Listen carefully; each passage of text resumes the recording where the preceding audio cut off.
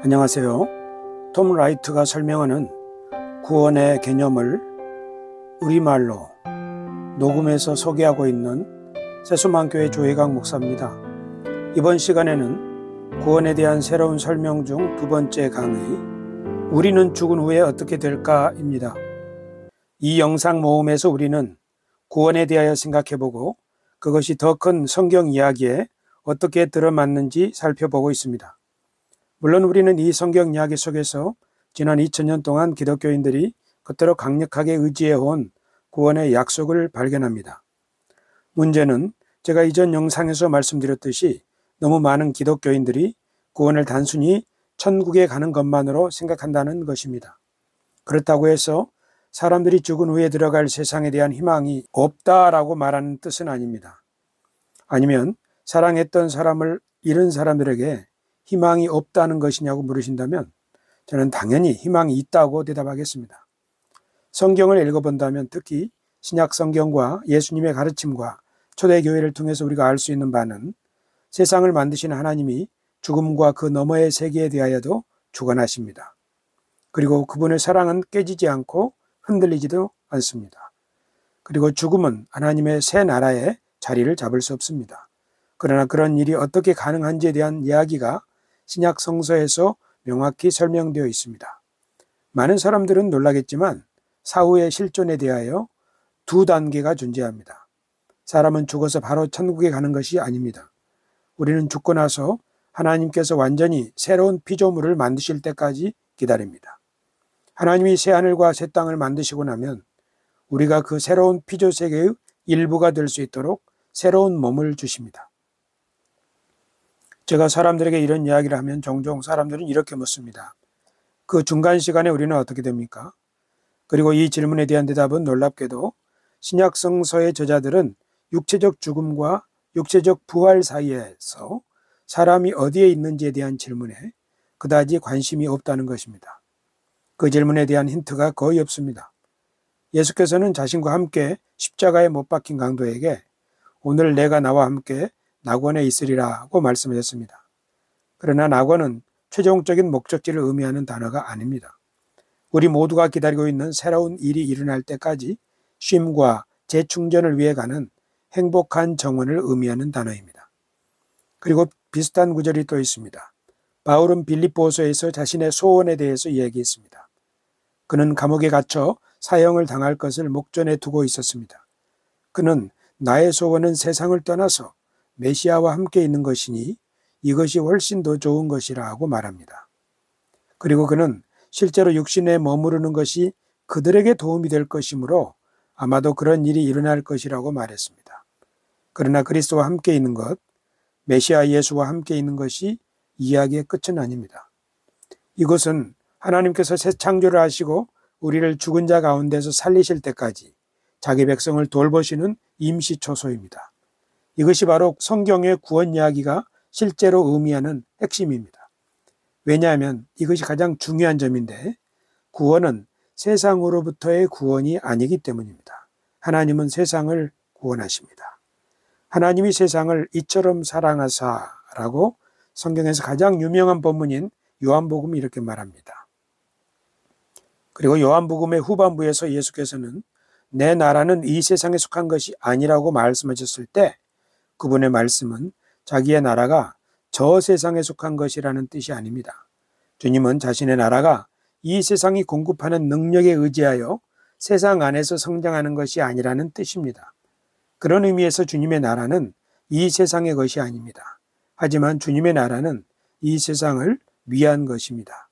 그것은 세상을 새롭게 만드시는 것입니다. 구원은 궁극적으로 하나님이 그의 온 세상과 그의 백성을 죽음 자체에서 구출하시는 것이기 때문입니다. 오래된 이야기가 하나 있습니다. 그 이야기는 1세기의 매우 대중적인 철학에서 유래하고 대략 3세기와 4세기에 교회 사고에 쉽게 들어왔으며 그 후로 기독교인들의 생각 속에 이리저리 왔다 갔다 했던 바로 그 이야기는 영혼이 이 세상을 떠나고 이 몸을 떠나 영혼으로 존재하는 저승의 세계로 들어가는 것인데 그것은 실제로 죽음에서 구출되는 것이 아닙니다. 그것은 죽음에 대한 설명일 뿐입니다. 그리고 성경은 아주 분명하게 말합니다. 고린도전서 15장에서 바울이 말한 대로 마지막 원수는 죽음 그 자체라고 하는 것을 생각해 보십시오. 그리고 죽음은 패배할 것이고 죽음이 삼켜질 것이라고 그는 말합니다. 그러므로 영혼이 육체를 떠나 천국이라 불리는 곳으로 간다는 일반적인 가정은 신약 성서에서는 지지되지 않습니다. 실제로 신약에서는 하나님의 백성이 죽은 후나 새 창조가 시작된 후에 장기적인 미래를 묘사하거나 나타내는데 천국이라는 단어를 사용하지 않습니다. 제가 말했듯이 이것은 기독교에 스며든 철학적 개념이었으며 확실히 제가 성장할 때 제가 참석했던 교회에서 제가 아는 모든 사람들이 당연하게 믿고 있는 신앙이었습니다. 다른 사람들도 마찬가지였습니다. 그러므로 성경에서 말하는 구원은 선한 피조물로부터의 구원이 아닙니다. 그 안에 우리 자신을 포함한 선한 피조물을 구원하는 것입니다. 문제는 구원이 이 세상을 떠나 다른 곳으로 가는 것이라고 말하면 구약 성경을 읽을 때 요점을 놓치게 된다는 점입니다.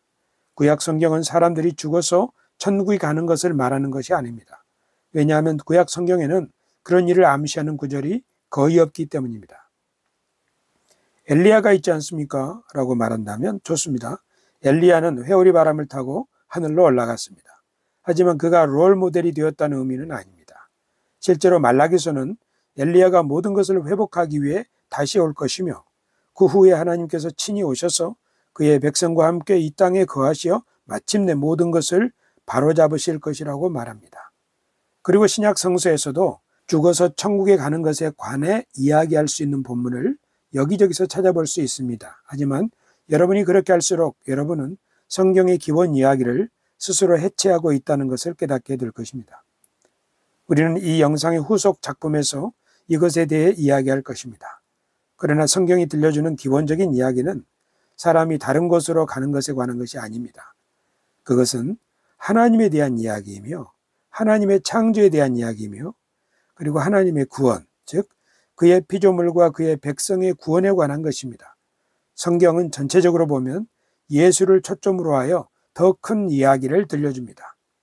이런 관점을 이해하지 못하면 우리가 만나게 될 위험은 우리가 신앙을 도식화하게 되는 것입니다. 우리는 이렇게 말할 수도 있습니다. 그럼 천국에는 어떻게 가나요? 그리고 누군가는 이렇게 말합니다. 당신은 이것을 믿어야 합니다. 아니면 당신은 특정한 방식으로 행동해야 합니다. 아니면 당신은 이 그룹이나 이 교회 또는 교회의 일부 하위 집단 등에 속해야 합니다. 그들은 제시된 공식을 잘 따르면 천국에 가게 될 것이라고 믿습니다. 그러나 성경은 그런 식으로 공식으로 축소되는 이야기가 아닙니다. 성경은 매우 다른 이야기를 전하고 있습니다.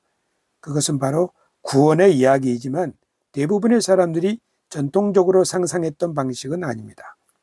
성경에서 무슨 이야기를 들려주는지는 후속 영상에서 살펴보게 될 것입니다. 이 시리즈에는 구원의 전체 의미에 대한 여러 영상이 있습니다. 링크를 클릭하시면 다음 영상을 시청하실 수 있습니다. 여기까지가 제2강이었고요. 다음 시간에 제3강에서 만나겠습니다. 감사합니다.